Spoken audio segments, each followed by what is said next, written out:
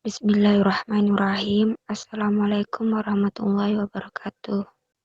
Jalan kita untuk menempuh cinta ilahiyah atau mahabbah adalah yang pertama uzlah.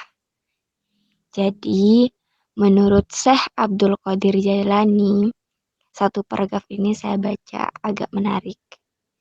Suatu kecelakaan bagi orang bodoh mengapa dia tidak mau belajar. Tapi 7 kali lipat kecelakaan bagi orang berilmu mengapa tidak mau beramal sehingga lenyap barokah ilmunya dan lepas tanda keilmuannya. Yang benar bagaimana? Berilmulah, beramallah, kemudian jauhkan dirimu sementara dari makhluk untuk menumbuhkan rasa cinta kepada Allah. Karena kalau kamu dekat terus dengan makhluk, kemungkinan besar kamu tergoda dengan dunia. Maka ada jalan yang lebih lurus, lebih utama. Ayo kita cari ilmu, mari kita mengamalkan ilmu. Dengan ilmu dan amal ini, mari kita pendidik diri antara lain dengan uzlah sebentar. Uzlah ini menjauh. Kalau uzlah ini tergantung situasi kita, teman-teman. Silahkan mengambil strategi uzlahnya sendiri-sendiri. Saya uzlahnya sepertiga malam terakhir saja. Misalnya, ya ndak popo. Uzlahnya bisanya seminggu sekali, ndak popo. Ada momen untuk uzlah. Uzlah itu dalam arti refleksi, muhasabah, menghitung diri demi peningkatan kualitas diri. Jangan terus-terusan kamu terlibat dengan orang lain, dengan makhluk. Khawatirnya kamu ndak kritis. Orang itu kan kalau dekat terus, biasanya jadi nggak kritis, jelek, nggak kelihatan. Nah, jadi berilmu, beramal, kemudian menjauh sebentar untuk refleksi. Dari situ cinta akan muncul, berkembang. Dan kata Syekh di belakang itu, jangan dikira dengan uzlah itu kita akan tenggelam, dilupakan orang. Kata Syekh, banyak cerita dengan kehendak Allah. Justru perbuatan itu mampu memasyhurkan, memperharum namamu di hadapan makhluk. Bahkan semakin menambah bagianmu. Kadang-kadang kan kita heran para aulia, orang-orang yang dicintai Allah. Kok rasanya kerja apa ya mereka ini, tapi kok kaya-kaya, kok selalu seolah-olah datang sendiri rezekinya. Mereka masyhur, terkenal banyak orang, ngerti tanpa harus bikin akun Instagram, YouTube, dan lain-lain. Mengapa? Ridho Allah, berkenan Allah dengan kehendaknya Allah. Kalau Allah menganggap bahwa kemasyhuranmu bermanfaat bagi umat, insya Allah akan ditakdirkan masyhur, harum nama. Demi kemanfaatan masyhur. Kalian nggak usah sibuk mikir itu. Sibukmu adalah memperbaiki diri, mencintai Allah setulus mungkin. Jadi, rumus pertama uzlah. Rumus kedua ridho. Apapun ketetapannya, orang yang dicintai Allah tentu rela atas ketentuannya. Tidak memerlukan pertolongan dari selain dia. Baginya, kepahitan seorang fakir adalah kenikmatan ridho kepadanya dan merasa nikmat bersamanya. Letak kaya itu di pikiran nikmat jika sedang merasakan sakit. Jinak jika berada dalam ketakutan. Alangkah beruntungnya, wahai orang yang sabar, wahai orang yang rela, wahai orang yang memadamkan hawa nafsunya. Saya lanjutkan. Pecinta Allah adalah tamu di sisinya.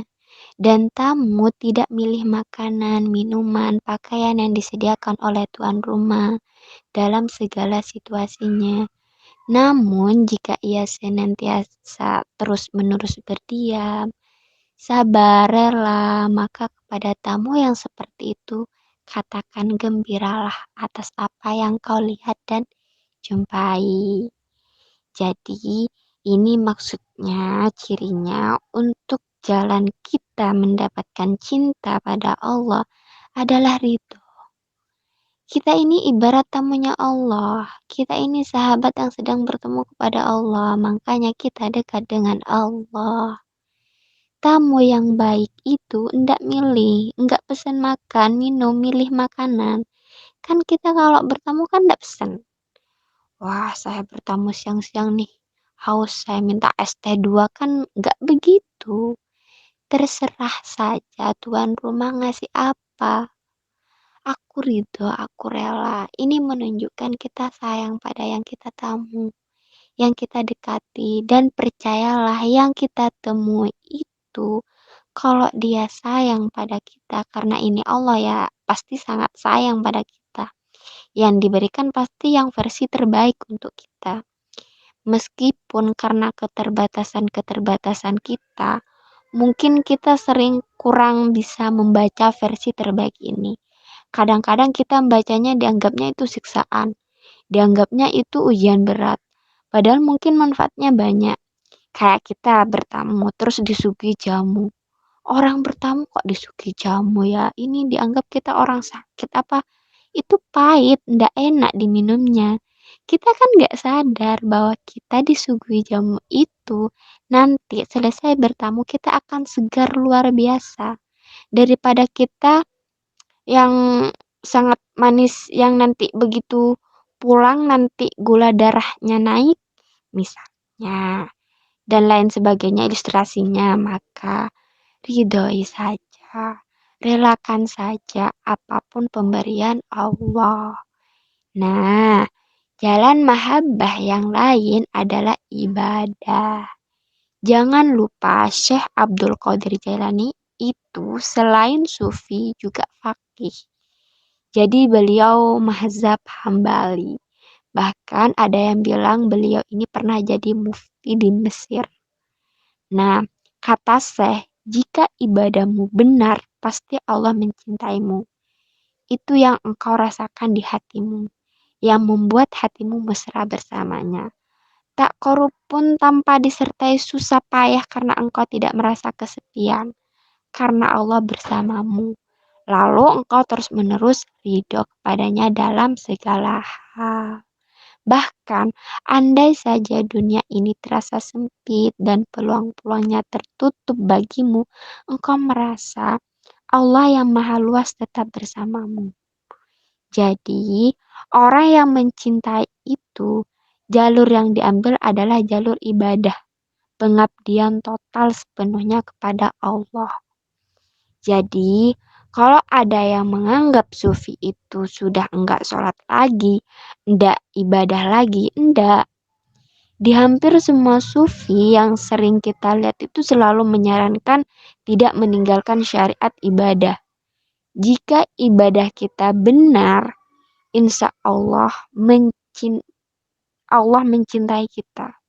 Kalau Allah mencintai kita, pasti kan ada efek positifnya dalam hidup kita. Pasti akan terasa kebaikan-kebaikan akan kita lakukan. Takarrub pun yang kita lakukan itu akan berjalan tanpa susah payah. Kita tidak akan kesepian lagi. Kita nggak akan lahir ridho. Tadi kan kita disuruh ridho. Kalau kita aktif dan semangat beribadah, di antara keistimewaan yang dianugerahkan Allah adalah ridho dan juga kelapangan hidup. Ini jalan ibadah. Saya lanjutkan jalan lain. Mahabbah adalah bagaimana kita jadi rahmat bagi sesama. Jadi berarti apa? Kalau kita sudah mencintai Allah, jalan yang lain untuk menumbuhkan cinta Allah pada kita adalah mari kita bekerja.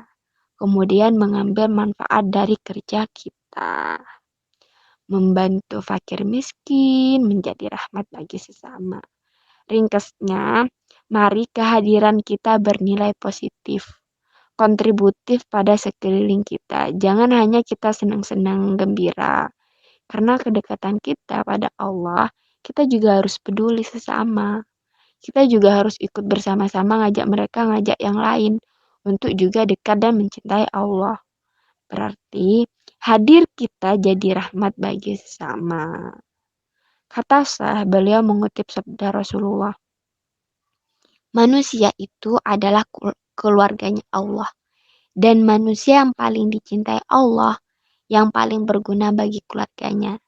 Mari kita jadi orang yang paling berguna bagi keluarga kita. Siapa keluarga kita? Manusia, semuanya saja.